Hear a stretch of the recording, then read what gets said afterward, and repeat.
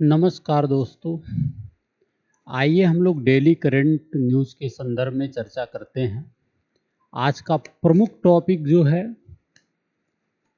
वह है जैव विविधता एवं पर्यावरण से संबंधित है। और वो भी आपका जो है जो जैव विविधता और पर्यावरण से संबंधित है, वो भी जो टॉपिक है वायु प्रदूषण से संबंधित लिया गया है। जो प्रमुख न्यूज़पेपर द हिंदू में भी एक आर्टिकल था। ऐसे तमाम सारे न्यूज़पेपर हैं। तो आइए थोड़ा सा चर्चा करने का प्रयास करते हैं। ये जो आप चित्र देख रहे हैं वायु प्रदूषण का, तो हम लोग चर्चा करने का प्रयास करेंगे कि वायु प्रदूषण क्या है और कैसे सरकार के द्वारा इस प्रदूषण के संदर्भ में क्या कार्यप्रणाली है, भारत में वायु प्रदूषण क्यों बढ़ रहा है। तमाम सारे कारणों पे चर्चा करेंगे, लेकिन थोड़ा सा बेसिक बातें हम लोग जानने का प्रयास करें कि वायु प्रदूषण क्या है।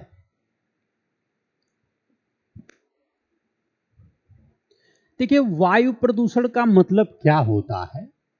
मतलब हवा में होने वाले किसी भी, वायु प्रदूषण का मतलब जो एयर है, हवा में होने वाले किसी भी भौतिक, रासायनिक या जैविक परिवर्तन से है। यह हानिकारक गैसों, धूल और धुएं द्वारा हवा का प्रदूषण है, जो पौधों, जानवरों और मनुष्यों को बहुत ही प्रभावित करता है। ठीक है, जो एयर पॉल्यूशन है। ठीक है, चूंकि आपको पता है कि वायुमंडल में कुछ गैसें, निश्चित प्रतिशत गैसें मौजूद हैं। इन गैसों की संरचना में वृद्धि या कमी जीवन के लिए हानिकारक है। ठीक है, गैसीय संरचना में इस असंतुलन के कारण पृथ्वी के तापमान में वृद्धि हुई है, जिसे आप ग्लोबल वार्मिंग के रूप में भी जानते हैं। तो ये जो वायुमंडल में एक निश्चित गैसें हैं कुछ प्रतिशत में, उसमें परिवर्तन होने से, यानी वृद्धि या कमी होने से, कुछ परिवर्तन होने से जो चेंजिंग होता है, ठीक है, तो चेंजिंग कैसे होगा, इसी प्रदूषण के माध्यम से होता है। तो थोड़ा सा जानने का प्रयास हम लोग किए, वायु प्रदूषण क्या है। अगर मैं इसके प्रकार की बात करूं तो वायु प्रदूषण दो प्रकार से होता है। एक प्राथमिक होता है, जैसे आप जानते हैं कि सल्फर है, ठीक है, सल्फर डाइऑक्साइड है, एक प्राथमिक प्रदूषक है। प्राथमिक प्रदूषक का मतलब क्या, जैसे आप कार्बन डाइऑक्साइड देखेंगे तो ये भी आपका प्राथमिक प्रदूषक है। ठीक है, प्राथमिक प्रदूषक का मतलब क्या कि ऐसे प्रदूषक जो कारखानों से निकलते हैं, प्रत्यक्ष रूप से सीधे वायु प्रदूषण का कारण बनते हैं। कारखानों से निकल करके सीधे वायु प्रदूषण का कारण बनते हैं, ऐसे हम प्राथमिक प्रदूषक कहते हैं।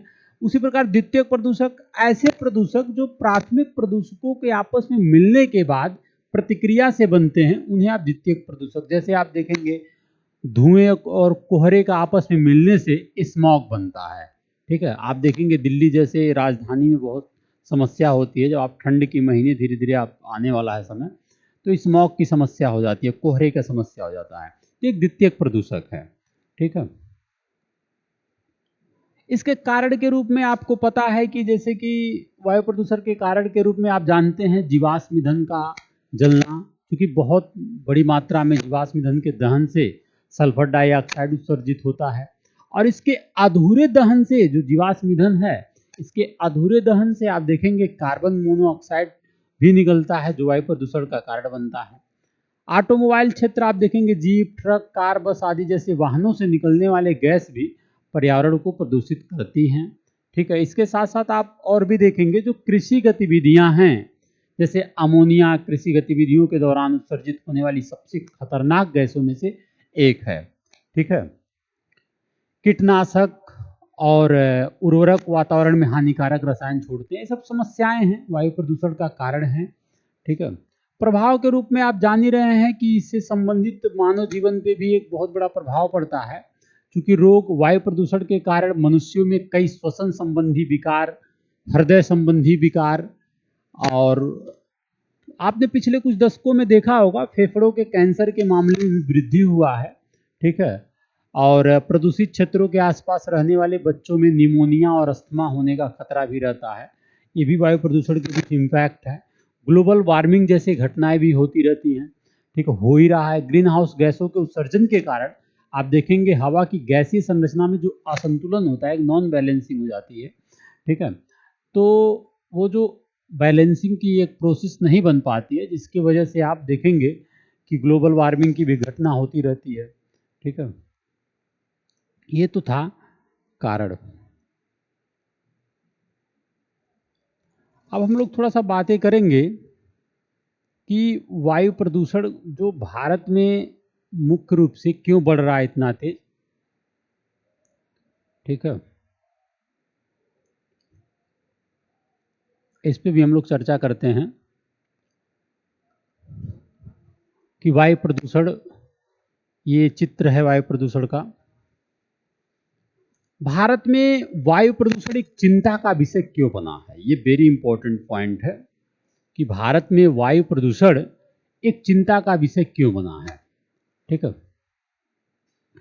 क्योंकि आपको पता है कि प्रदूषण नियंत्रण उपायों का अप्रभावी प्रभाव पड़ रहा है भारत में। जो प्रदूषण नियंत्रणकारी गतिविधियां हैं, ये पूरी तरीके से अप्रभावी हैं, इसलिए चिंता का विषय है। कई उद्यम और उद्यमों के बावजूद भारत में प्रदूषण नियंत्रण उपायों का प्रभाव क्षेत्र थोड़ा कम है।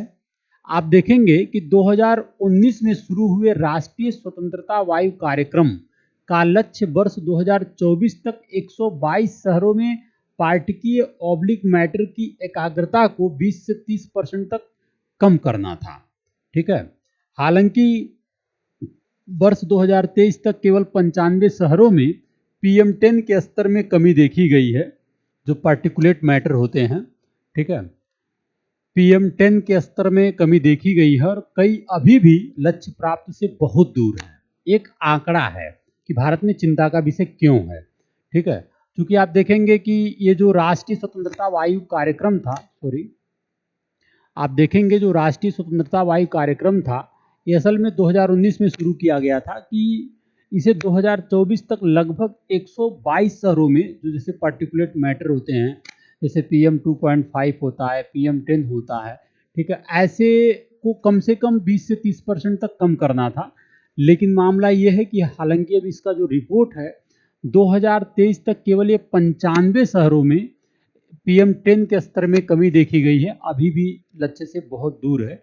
तो एक समस्या का विषय है ये, ठीक है।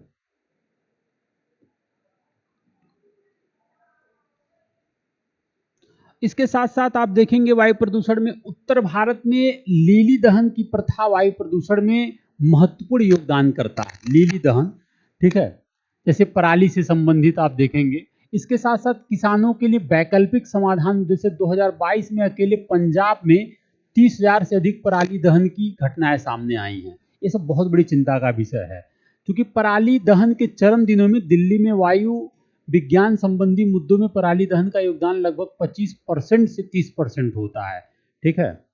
और हालांकि ये भी है कि पिछले वर्षों की तुलना के कारण पराली दहन की घटनाओं में मामूली कमी आई है, लेकिन इस मामूली कमी से काम नहीं होगा। अगर वायु प्रदूषण पे हम रोकथाम चाहते हैं तो इसको पूरी तरीके से खत्म करना पड़ेगा, ठीक है। और उसके साथ साथ चिंता का इसलिए भी विषय है और भी कारण है, तीव्र शहरीकरण और अवसंरचना का विकास के संदर्भ में अगर बात किया जाए तो आप देखेंगे कि भारत में तीव्र शहरीकरण बढ़ रहा है। अवसंरचना का विकास के कारण वायु प्रदूषण के स्तर में लगातार वृद्धि हो रही है, ठीक है। तो इस वजह से भी जो है आप देखेंगे अनियंत्रित वृद्धि और पेट्रोलियम अपशिष्ट प्रबंधन तंत्र, ये सब बहुत ही अनियंत्रित, जो आप तीव्र शहरीकरण कर रहे हैं लेकिन जो अवसंरचना है उसका भी सही से विकास नहीं है। तो ये सब तमाम कारणों की वजह से भी वायु प्रदूषण बढ़ रहा है, ठीक है।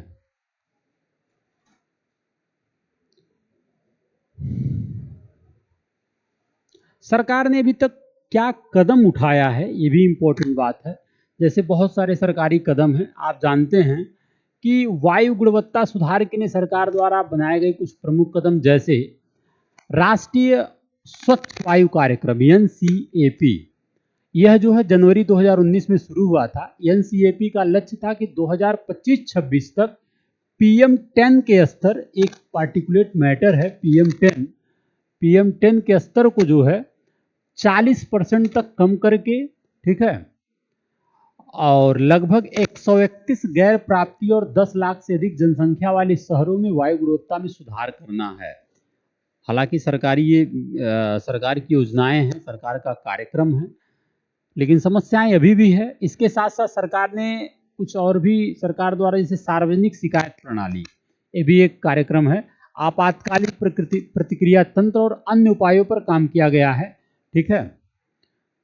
तो इसके साथ साथ आप देखेंगे सरकार ने अभी हाल ही में अप्रैल माह में वाहनों पर भी रोक लगाई है, ठीक है। सरकार देश भर में जो BS6 मानकों को पूरा करने का काम शुरू कर दिया गया है, ठीक है, और 2020 से जो है BS6 मॉडलों पर काम शुरू किया गया है। तो ये भी एक बेहतर कदम है, ठीक है, वायु प्रदूषण रोकथाम हेतु।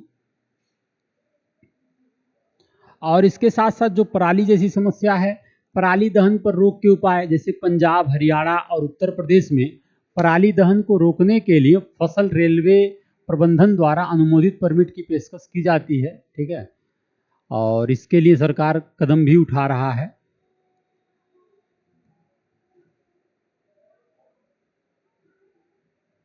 ठीक है, तो ये रहा वायु प्रदूषण के संदर्भ में बहुत ही इम्पोर्टेंट चर्चा, जो आपके करंट न्यूज़ से संबंधित था। तो आप इसे जरूर समझें। जय हिंद।